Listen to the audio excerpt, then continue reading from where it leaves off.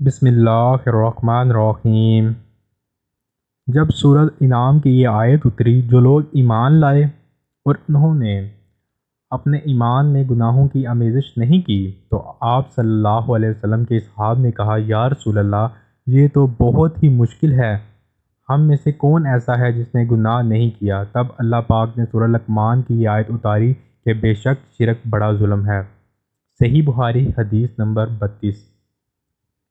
آپ صلی اللہ علیہ وسلم نے فرمایا، منافق کی علامتیں 3 ہیں: جب بات کرے جھوٹ بولے، جب وعدہ کرے اس کے خلاف کرے، اور جب اس کو امین بنایا جائے تو خیانت کرے۔ صحیح بخاری حدیث نمبر 33۔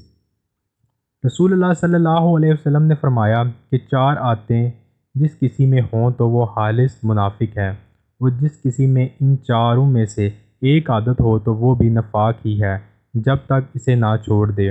وہ یہ ہے کہ جب اسے امین بنایا جائے تو امانت میں خیانت کرے، اور بات کرتے وقت جھوٹ بولے، اور جب کسی سے عہد کرے تو اسے پورا نہ کرے، اور جب کسی سے لڑے تو گالیوں میں اتر آئے۔ اس حدیث کو شعبہ نے بھی سفیان کے ساتھ عمش سے روایت کیا ہے۔ صحیح بخاری حدیث نمبر 34۔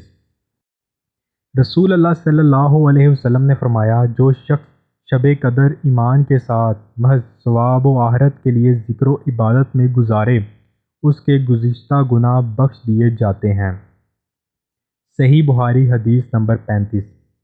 آپ صلی اللہ علیہ وسلم نے فرمایا کہ جو شخص اللہ کی راہ میں جہاد کے لیے نکلا، اللہ اس کا ضامن ہو گیا۔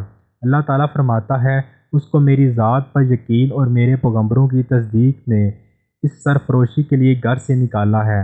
میں اس بات کا ضامن ہوں کہ یا تو اس کو واپس کر دوں ثواب و مال غنیمت کے ساتھ، یا شہید ہونے کے بعد جنت میں داخل کر دوں۔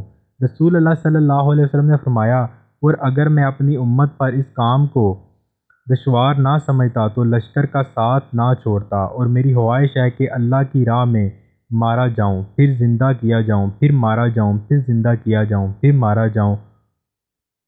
صحیح بخاری حدیث نمبر 36۔